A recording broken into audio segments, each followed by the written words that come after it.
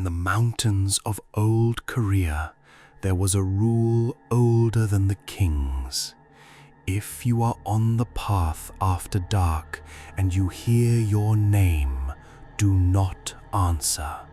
Not if it is a neighbor, not if it is your brother, not if it is your mother, crying, saying she is hurt, saying she can see the lamp, saying please.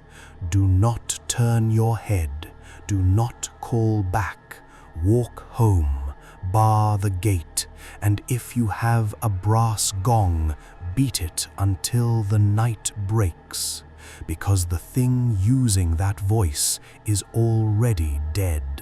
A tiger ate it, and now it walks a few steps ahead of the tiger, clearing the path, breaking the traps, looking for someone who loves it enough to follow. They called this ghost a Changgwi. The tiger's thrall. The one who cannot pass on until it feeds the mountain someone else. Korea is a spine of mountains dropped into the sea.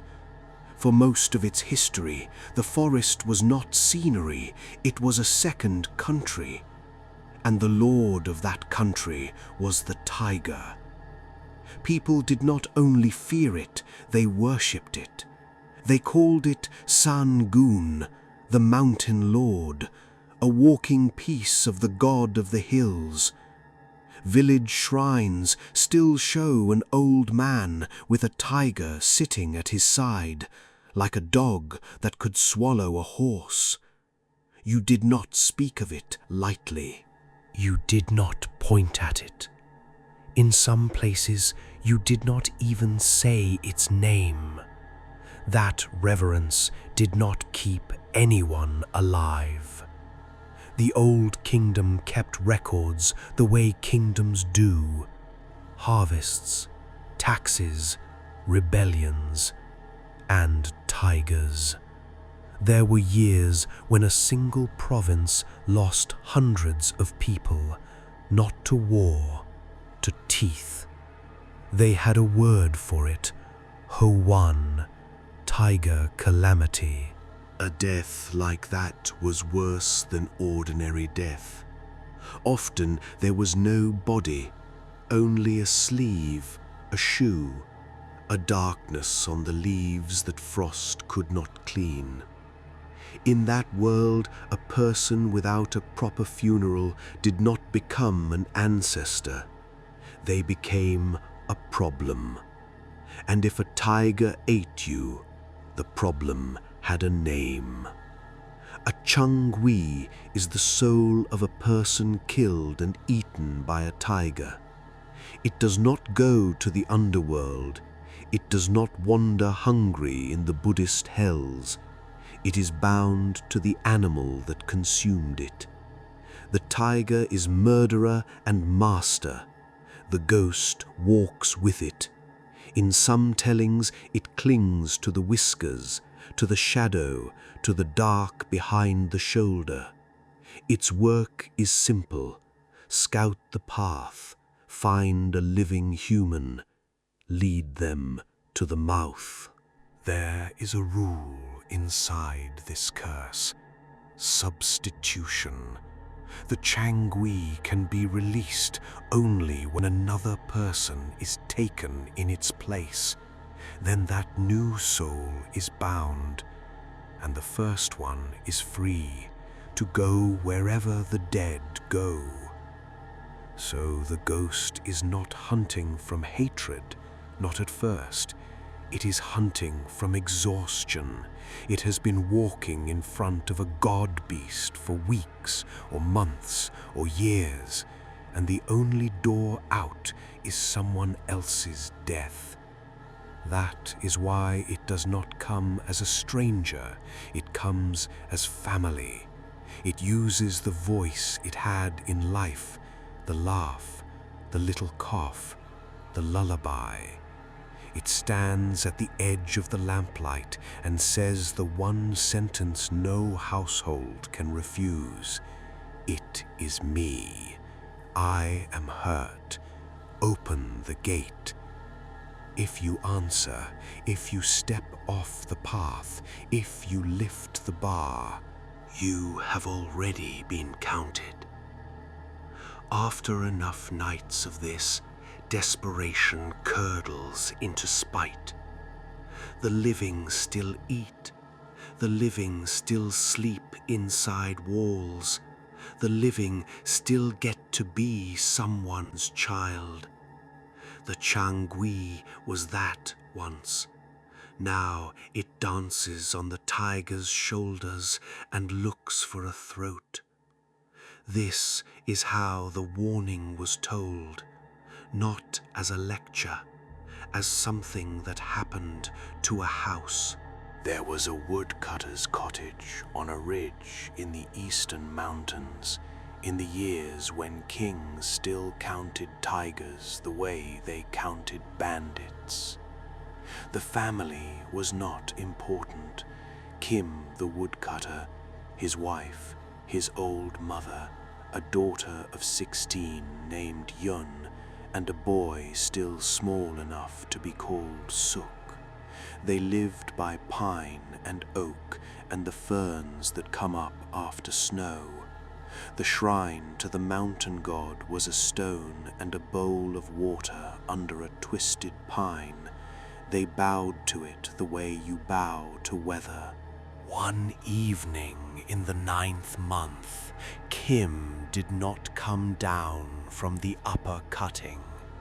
They waited with the lamp. They waited without it. At first light, the uncle and 2 neighbors took spears and a dog and climbed. They found the wedge. They found the carrying frame split. They found in a stand of oak where the moss was black a sleeve of his jacket, 1 straw shoe, and a darkness on the leaves. The dog would not go closer.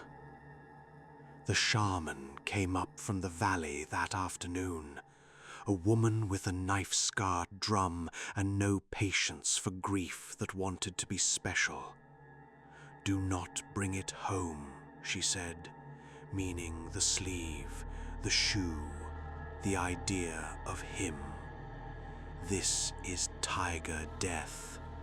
If you carry what the tiger left into the house, you carry the tiger's claim with it. Burn it here, pile the stones, turn the steamer over the ashes, drive iron through. If you do not, he will walk ahead of it. The wife said, "He is my husband.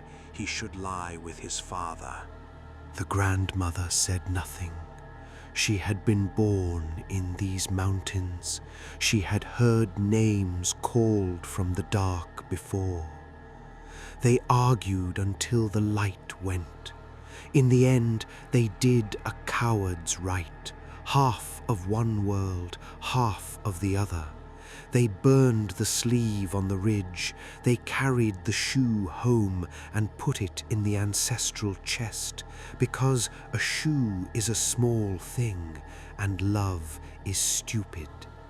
They did not invert the steamer. They did not drive the iron. Winter came. For a while there was only the ordinary misery of a house with 1 less man in it. The uncle cut their wood, the mother mended, Yoon sang the boy to sleep with the same 3 notes she had always used, a tune with no words, only his name folded into it.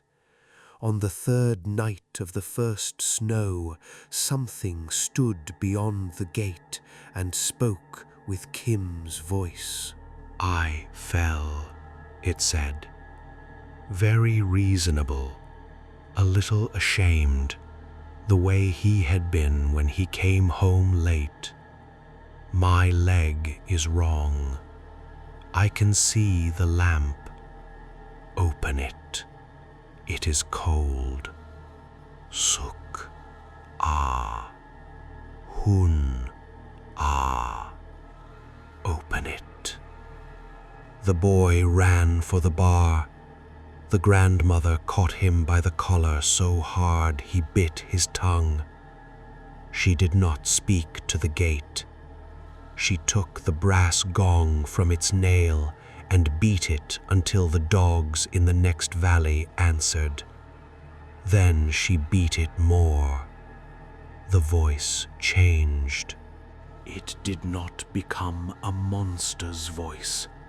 That would have been mercy. It became Kim begging, then Kim angry, then Kim saying the boy's name the particular way he said it when the child had a fever, soft, as if the name itself were a cloth. The grandmother beat the gong. On the second night, the voice came from the back wall, from the side of the house that faced the trees. On the third night, it sang, badly, a drinking song Kim had liked. Then it wept. Then it was silent. They heard the tiger on the ridge. Not a roar for show, the low sound a large animal makes when it is deciding. On the fourth night, there was nothing. Spring came, like an apology. The ferns pushed through. The grandmother made them take the shoe from the chest and burn it in the yard and scatter the ash into running water. Too late, and she knew it, but she did it anyway. In the 5th month, Yoon went for ferns on the south face, where the light is good and the slope is not steep. She had gone 100 times. She told her mother she would be back before the shadow of the pine touched the roof. The shadow crossed the roof. The shadow crossed the yard. The uncle went up with a spear and came down with nothing in his face. They found her basket. They found the knife she used for the stems. They found, caught on a thorn, a long thread of her hair. This time the shaman did not wait to be called. She walked into the yard with the drum already on her shoulder. You kept the shoe, she said, so the first one knew the way home. He needed a substitute. He took the one who would follow a familiar voice into the ferns. She looked at the mother. Do not look for more of her. What you find, you burn on the spot. Stones, steamer, iron. If you bring a ribbon into this house, I will not come a 3rd time. They did the rite on the south face until their hands bled. They inverted the old rice steamer over the cairn. The uncle drove a spindle through the hole in its base down into the stones, the way you pin a charm, or a curse, or a person you still love. They went home. 18 days later, after the first hard rain of summer, the boy woke because someone was singing his song outside the gate. 3 notes, his name folded in. Yun's voice, a little thinner, as if it had to travel farther than the yard. Mother, the voice said between the notes. It is wet. My hair is in my mouth. Why did you leave me on the hill? Suka, open it. I only need to come in for a moment. I only need one of you. Then I can sleep." The grandmother was slower this time. Age, or the particular cruelty of a granddaughter's voice. She got the gong. She began to beat it. The mother stepped toward the gate. "She is asking," the mother said. "She is hungry," the grandmother said, and she hit her own daughter-in-law across the mouth with the flat of her hand. Not in anger, the way you slap a person who is walking into a well. The boy who was small and who had loved his sister the way a child loves the person who makes the dark smaller, had already lifted the bar a finger's width. Through the crack he saw her, not standing. Not exactly. Her face was hers, pale. The hair stuck to it in rain lines. It hung a little too high, as if her feet did not agree with the ground. Behind her, close enough that the rain broke on it differently, there was a shape the lamp could not make into a dog or a man. Stripes, a thickness of shoulder, two lights low that were not rain. Jan smiled at him. The smile was the old smile. The eyes were doing a different piece of work. "Just you," she whispered, so the gong almost hid it. "Then sister can rest. Don't you want sister to rest?" The grandmother hauled him back and threw her body against the gate and beat the gong until the leather strap cut her palm. The singing became a scream, then a sound that was not a throat, then the heavy, unhurried movement of something very large turning around in mud. They heard it climb. For 3 nights after that, the tiger walked the ridge above the house and made the sound of a lord who has been refused. No voice came to the gate. The iron cane inverted steamer on the south face stayed where it was. The iron did not come loose. The boy grew up. He left the mountains. He told this story only once to a cousin, and then he stopped telling it. But he said that in certain weather, not storm, just a rain with no wind, he can still hear 3 notes, and his name folded into them, and a girl asking to come in for a moment. He does not answer. He is an old man now. He has never answered. In those mountains, they learned a cruel kind of love. If a tiger took someone, you did not bring the remains home. You burned them on the spot. You piled the stones. You turned a cooking steamer upside down over the ashes. You drove iron through to pin the soul so it could not stand up and walk back to your door. You did this to your husband. You did this to your child. Because the dead do not stop loving you. That is how they find you. And the thing wearing their love needs you to come closer. The last wild tiger on that peninsula was killed a long time ago. The forests are quieter. The word survived the animal.